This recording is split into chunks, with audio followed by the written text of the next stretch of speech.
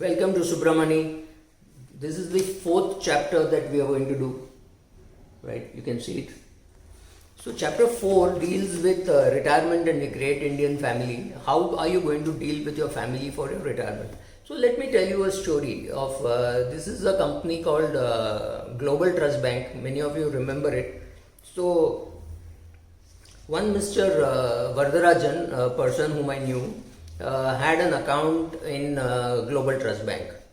And when Global Trust Bank closed down, it closed down and there was uncertainty. Typically, like Yes Bank, right? There was uncertainty for a week or maybe 15 days where people didn't know what was going to happen. What happened to their demat shares? What happened to their bank accounts? Would they be able to withdraw anything at all? Nothing they knew. So one Mr. Vardarajan who had an account there, he had an account somewhere else also, but it is a very interesting story that he has. So his son was abroad. Let's call him Junior Vardarajan and Senior Vardarajan. And the son kept asking, "Do you need money?" The father said no. And afterwards, after a week after it was solved, the bank got merged into another bank and the problem got solved, which means the money was not available only for about 10 days or 12 days. By the time it was solved, people could access their money, full money was got, no, not a rupee was lost. But yes, there was anxiety for that period when it was, when they didn't know what was going to happen. Would the government protect a private sector bank? What would they do? They had no clue. Like they did now with Yes Bank. That time they did with GTB or Global Trust Bank as it was called, and that's a part of the story. So afterwards, when I met Mr. Vardarajan, he said, when I had this problem, two people dealt with it very differently. One was my son who kept on asking, "Do you want money?" And my brother who came and just kept the money, kept the amount of money that I needed. Right? He just gave me cash. He gave me some checks. He said, "You can put it in your other account. Do you have any money?" He didn't ask anything. He just left blank checks. He said, "Don't put more than 25,000." So he had put 3 checks of 25,000 and he had given cash of 20,000. He says, "To help, you don't need to ask whether I need the help. Obviously, I need the help. You should have just helped me." And when I spoke to Junior Vardarajan, he said, "He's my dad. He should have just asked me." So the father said, "I did not ask him whether I had to pay school fees." Right? So I think helping as a father and helping as a son are two completely different things. When you're helping as a father, you don't have to ask. You have to just say, "Here is the money. Go and pay your school fees." But when you are the son, you don't know whether to embarrass the father by saying, "Here is the money, take it." I don't know whether the father would have accepted that. The father had retired as a CEO of a small company. So obviously his ego was hurt that his son was asking him. And as a CEO, it is also very difficult to say, "Yes, I need money," right? So you've lived your life on your own terms, you have been treated well, you have earned well, you have your money, you have your bank account, you have your house, you're not dependent on anybody. To even say that I need money temporarily is not going to be easy. So the communication between father and son or husband and wife or mother and daughter, whatever, or father-in-law and son-in-law has to be very clear and very, very frank.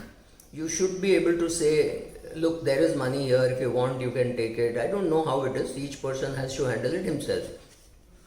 Now also take the case of what happens is parents have been telling children a lot of things about how they should handle the money, but the fact is, will parents listen to what the children say? Like for example, if you have parents who live independently and your father has been always handling his bank account and his mutual funds, etc., can you go and tell him, "Don't fall for financial pitches. Don't buy life insurance for your grandchildren and for me. I don't need it," because bank RMs sell insurance through grandparents for children, saying, "Oh, so what? I just bought some insurance for my grandchildren. What is wrong?" It will be a disastrous product for sure. It is a non-medical product, so it will be expensive. So you don't need it at all. But will you be able to tell your parents, "Don't buy all this shit. I don't need it"? If you're not, then you have to be worried, because there are many parents who don't understand but don't admit that they don't understand. For example, my mother will not entertain a banker. So she calls me once to say, "Why is the banker calling me after 7:30? Aren't banks supposed to close at 5 o'clock?" So she's alert to those things and she never entertains anyway. So she says, talk to my daughter, talk to my son, किसी और से बात करो. I don't take any decisions on finance. That's a very sensible thing to do. But not all parents are like that. Some parents like to say that they are independent, so they end up buying a lot of shit. They also, you have to be careful, you have to teach them how about cyber crime. Cyber crime is today very easy. They'll say, don't give me this number, give me that number. I have generated this number, that number you tell me what it is. That is the OTP number. But why does he need your OTP number, right? So if it is a bank relationship manager, that's great, but ask him to come home, or say, I will come to the bank, or say, speak to my son, speak to my daughter, or I'll ask them to come to the bank. That makes more sense.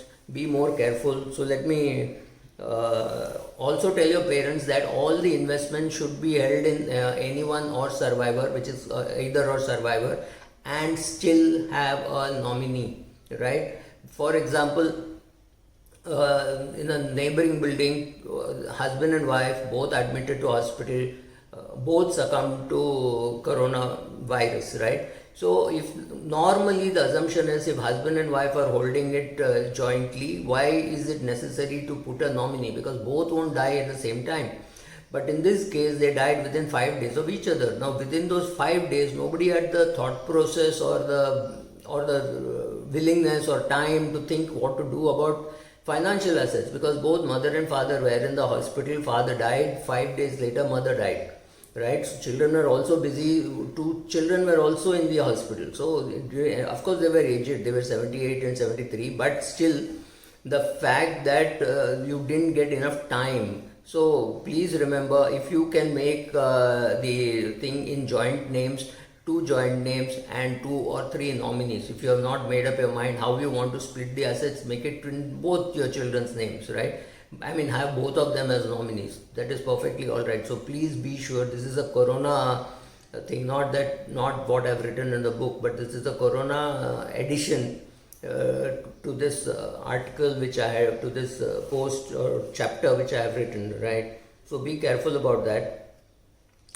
When children are taking medical insurance, better to tell your parents that I am taking medical insurance, would be of interest to you.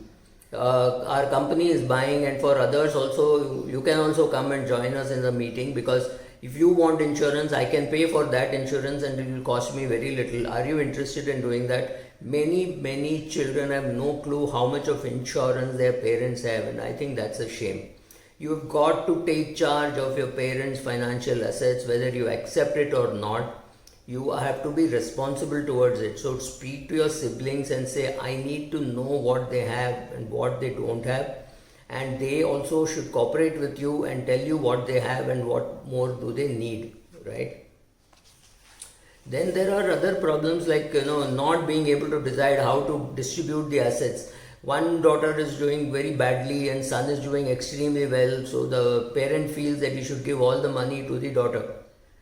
My argument is different. My argument is saying if there is no proof that she can do something correct, don't give her more money and let her make a bigger mess of it, right? So the jury is still out on what you want to do, but yes, both these scenarios exist. There are many real life stories in this chapter talking about relationship of how a parent should not give away the house to the kids till he actually pops it, or till the mom actually pops it. There is no hurry to give. You can make them nominees, but don't give it away. There is no need to give. There could be problems, in fact, if you give. So better not to give, right? So give it in your will, but not when you are alive. You need not transfer it. Thank you.